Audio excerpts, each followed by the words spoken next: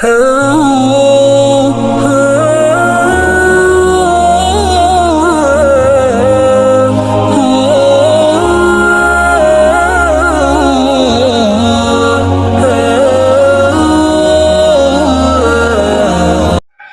اللہ الرحمن الرحیم۔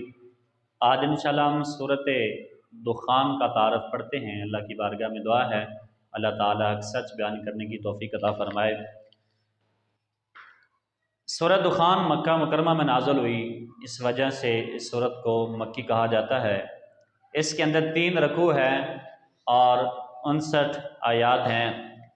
اب دیکھتے ہیں کہ سورت کا نام دخان رکھا گیا، اس کی وجہ تسمیہ کیا ہے۔ عربی میں دھوئیں کو دخان کہتے ہیں، اور اس سورت کی آیت نمبر 10 کے اندر دھوئیں کا ذکر ہے۔ اس مناسبت سے اس سورت کا نام سورہ دخان جو ہے وہ رکھا گیا۔ اب دیکھتے ہیں سورہ دخان کے فضائل کیا ہیں۔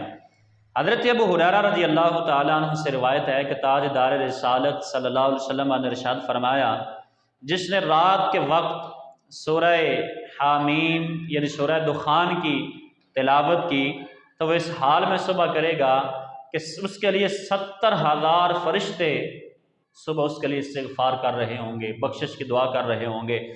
نمبر 2، حضرت ابو ہریرہ رضی اللہ تعالیٰ عنہ سے روایت ہے، نبی پاک صلی اللہ علیہ وسلم نے ارشاد فرمایا، جس نے جمعہ کی رات میں سورہ دخان پڑھی اللہ تعالیٰ اسے جو ہے وہ بخش دے گا۔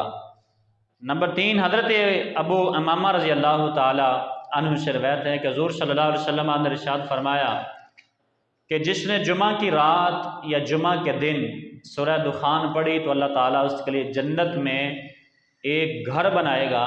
یعنی اتنی فضیلت ہے سورہ دخان کو پڑھنے کی۔ اب دیکھتے ہیں کہ اس کے اندر مضامین کیا بیان ہوئے ہیں۔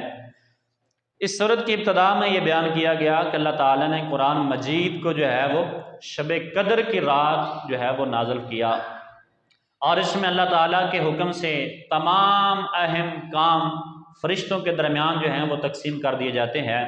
اور یہ بتایا گیا کہ کفار مکہ قرآن مجید کے بارے میں شک میں پڑے ہوئے ہیں، اور جس دن انہیں عذاب دیا جائے گا اس دن وہ عذاب دور کیے جانے کی فریاد کریں گے اور ایمان قبول کرنے کا اقرار کریں گے، کہیں گے کہ ایک مرتبہ ہمیں موقع مل جائے، ہم پھر کفر کی طرف نہیں بلکہ اسلام کی طرف لوٹیں گے۔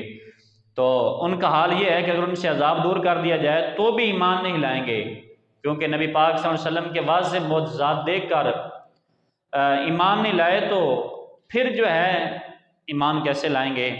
اور یہی حال ان سے پہلے کفار کا تھا کہ وہ بھی روشن نشانیاں دیکھنے کے باوجود اپنے کفر پر جو ہے وہ قائم رہے، تکبر پر جو ہے وہ کھڑے رہے۔ اور اس کی مثال کے طور پر حضرت موسیٰ علیہ السلام اور فرعون کا واقعہ اللہ تعالیٰ نے سورت کے اندر بیان فرمایا ہے۔ فرعون اور اس کی قوم کا دردناک انجام بتایا گیا تاکہ کفار مکہ اس انجام سے اور اس واقعے سے جو ہے وہ ایک عبرت حاصل کریں اور مصطفیٰ کی غلامی میں جو ہے وہ حاضر ہو جائیں۔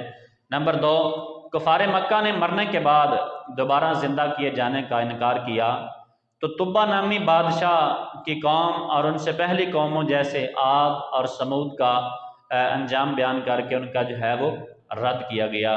نمبر 3، کفار مکہ کے سامنے قیامت کے دن کی ہولناکیاں جو ہے وہ بیان کی گئی، اور اس دن ہونے والے حساب اور ملنے والے عذاب اور جہنمی کھانے زقوم کے بارے میں اس سورت کے اندر جو ہے وہ ذکر کیا گیا ہے۔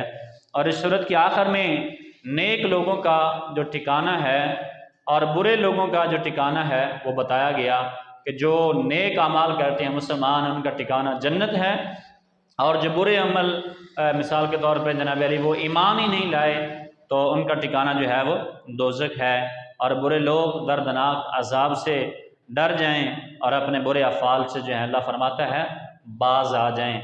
آج وقت ہے تمہارے پاس، اللہ اعلان کر رہا ہے آج نیک اعمال کر لیں۔ آج کافروں کو بھی اعلان ہے کہ وہ حضور کی غلامی کو قبول کر لیں، لیکن جب آنکھیں بند ہوں گی، قیامت آ گئی، پھر اس کے بعد کسی کا کوئی عذر جو ہے وہ قبول نہیں کیا جائے گا۔ اب دیکھتے ہیں کہ سورہ زخرف کے ساتھ سورہ دخان کو جو ہے وہ مناسبت کیا ہے۔ ایک مناسبت تو یہ ہے کہ دونوں صورتوں کے شروع میں قرآن مجید کی عظمت اور شان کو اللہ تعالیٰ نے بیان فرمایا۔ سورہ زخرف اور سورہ دخان، ان دونوں کے شروع میں اللہ تعالیٰ نے جو ہے وہ قرآن کی عظمت اور شان کو بیان کیا ہے۔ اور دوسری مناسبت یہ ہے کہ سورہ زخرف کے آخر میں اس دن کا ذکر کیا گیا جس کے بارے میں کفار مکہ کو عذاب دیے جانے کا وعدہ کیا گیا، یعنی قیامت کا۔ اور سورہ دخان میں اس دن کا وصف جو ہے وہ بیان کیا گیا، اس دن آسمان ظاہر ہوگا اور دھوئیں کی مانند جو ہے وہ جناب علی گردش کر رہا ہوگا۔ تو یہ تھی مناسبت۔ ناظرین کرام، ہم نے پڑھا سورہ دخان کا تعارف، اس کا مقام نزول، اس کی فضیلت اور اس کے مضامین۔ اللہ رب العزت کی بارگاہ میں دعا ہے اللہ تعالی ہم سب کو ایمان کی دولت سے مالا مال فرمائے، اللہ تعالی عمل کی توفیق عطا فرمائے، اور پروردگار عالم قیامت کی دردناک ہولناکیاں اور اللہ تعالیٰ قیامت کے عذاب سے مسلمانوں کو محفوظ فرمائے، آمین۔